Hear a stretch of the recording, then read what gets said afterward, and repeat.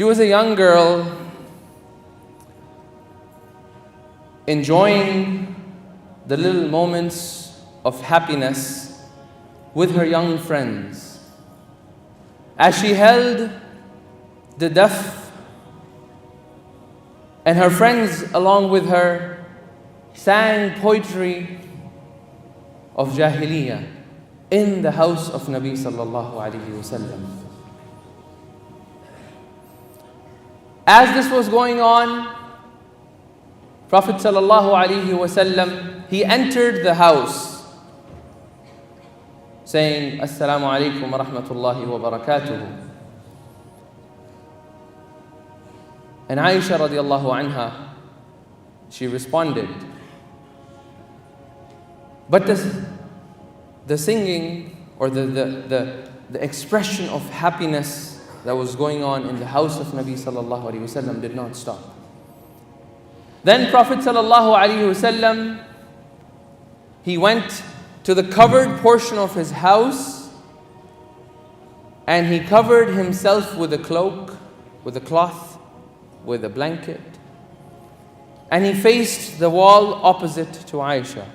So Aisha radiallahu anha is on this side and he is facing towards the wall. And the singing and the expression of happiness continues.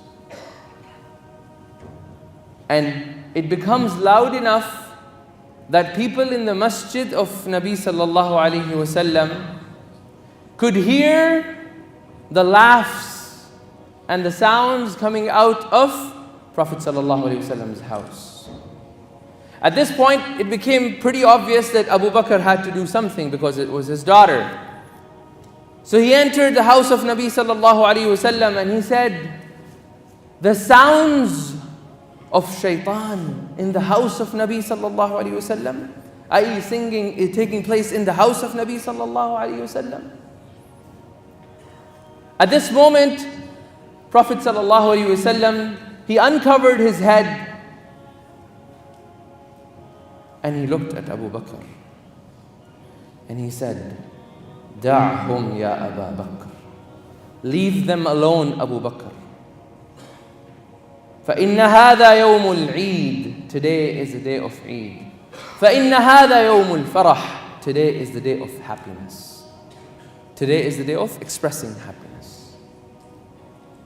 Then Abu Bakr continued talking to Rasulullah sallallahu alayhi wasallam.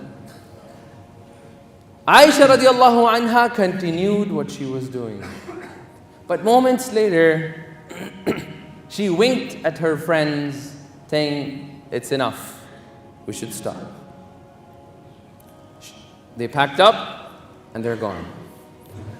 See, the story ends over here, but there are a lot of lessons for our daily lives in this story. For every single one of us.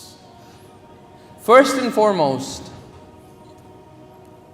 Islam is not against you expressing happiness at the moments of happiness. We see this time and again in the seerah of Prophet sallallahu alaihi wasallam. When somebody would enter, for example, Ja'far ibn Abi Talib, he entered after he was living in Abyssinia, he came back, there was a reception for him. When Prophet ﷺ entered Medina, there was a reception for him.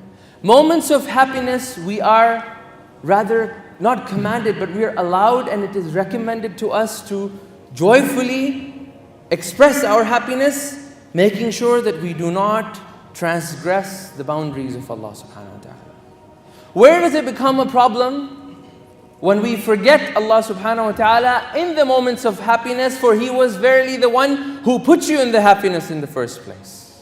That's where the problem happens. So express your happiness, stay in the boundaries of Allah subhanahu wa ta'ala, and there's nothing wrong with that. The next thing we learn over here, that Prophet sallallahu alaihi wasallam, it is mentioned that when he would walk out towards an enemy, they could feel his ru'b, they could feel the awe that was emanating from Prophet sallallahu alaihi wasallam, a distance of a camel ride of 30 days. Now ask yourself this question. Where did this awe go when he entered the house of Prophet ﷺ? Why did not Aisha and her friends radiallahu anhuma, why did they not stop singing? There's another hadith of Prophet ﷺ that tells us why this happened.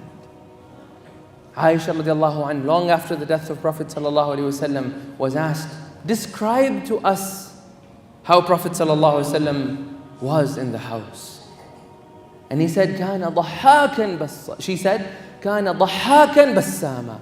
He was excessive in his smile and his laugh when he was in the house.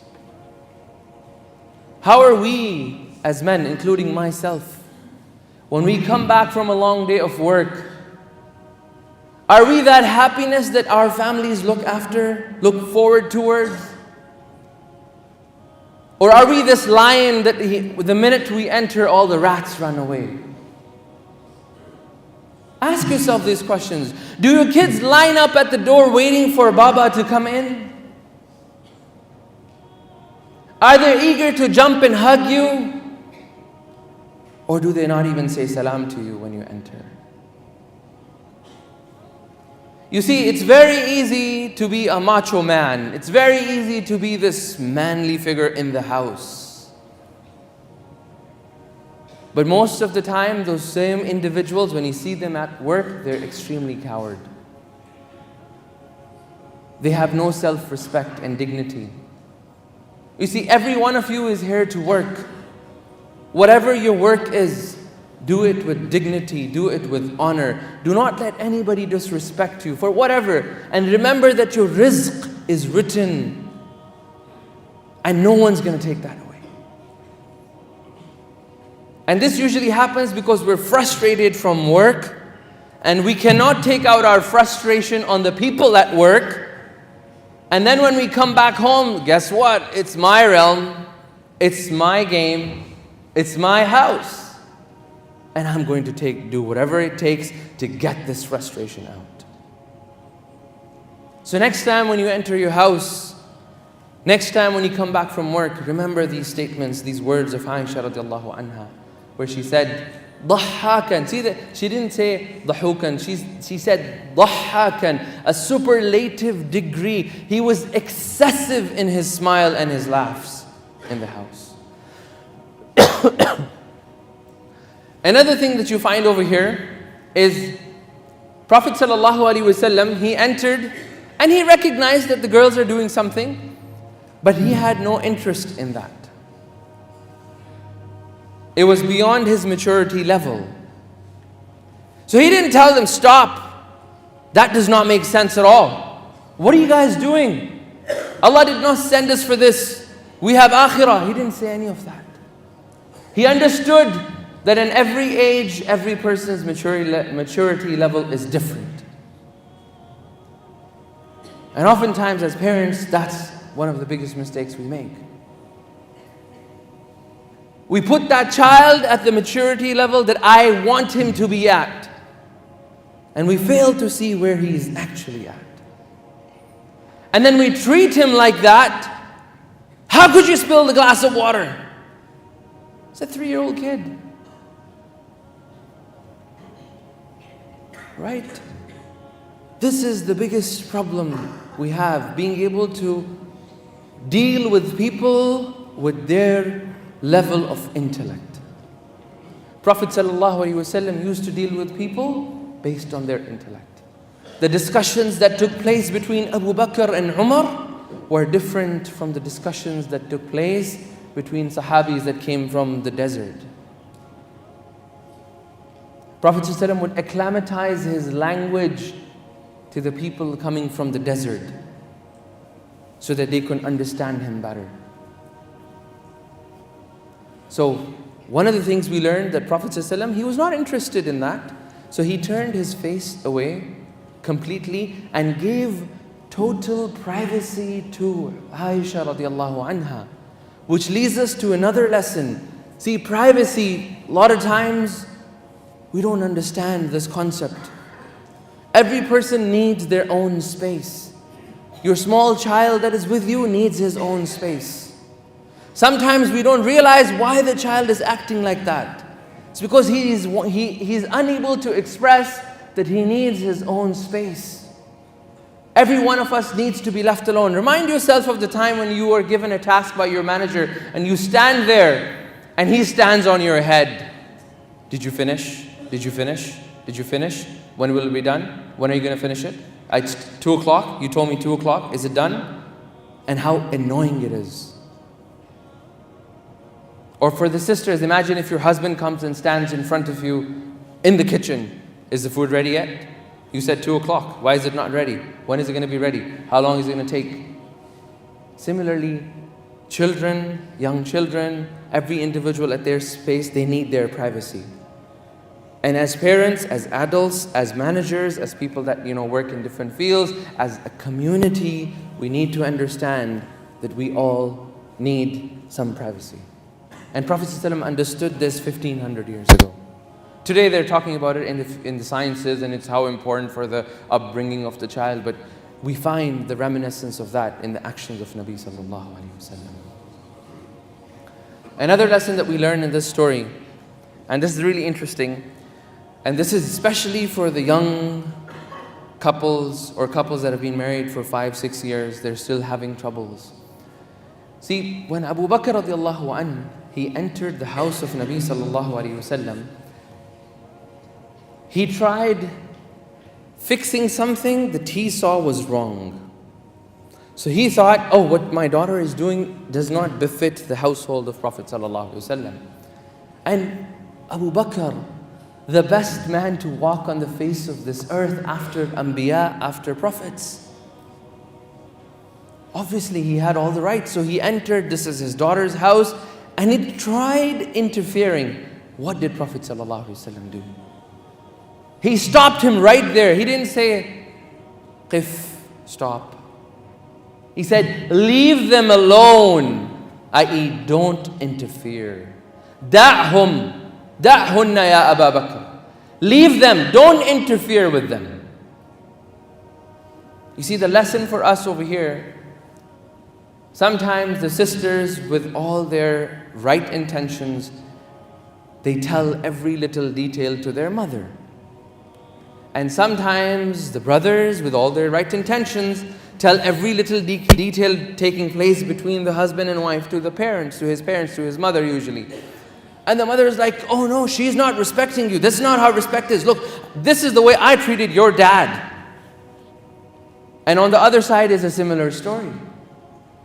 It is not in the interest of a newly married couple or even an old couple for anyone to interfere in your household. Allah subhanahu wa ta'ala has made you as a man, qawwam, responsible for that house. You can listen to the advice of your parents in the marriage issues. You can listen to them, but you're not obliged to obey them when it comes to that. And that's where we go wrong. And then the guy and the girl, the husband and the wife, the spouses, they never get a chance to understand each other. Their understanding of one another is always built on the understanding of the relatives around them. And that's why I always tell people living in North America, in UK, in Europe, in Australia, it's not in your best interest to live with your parents when you get married. Find a house close by to your parents so you can still do the duties that Allah has commanded you to do towards your parents, to your mother. But living in the same house will cause these problems. Unless you are a person that is able to put a stop to these things from day one. No one interferes in my wife's affairs. And the wife does the same. No one interferes with my husband's affairs. This is a small example of how we need to ponder on the seerah of Nabi sallallahu alaihi wasallam. You've heard many speakers come and tell you, read the seerah of Prophet sallallahu alaihi wasallam, go and read it to your family, have circles about your seerah. It's not about the story, though the story is an integral part. It's more about how you draw practical daily lessons from these stories for your daily life. Only then does seerah of Prophet ﷺ becomes a source of inspiration to change behaviors and actions in everybody around us.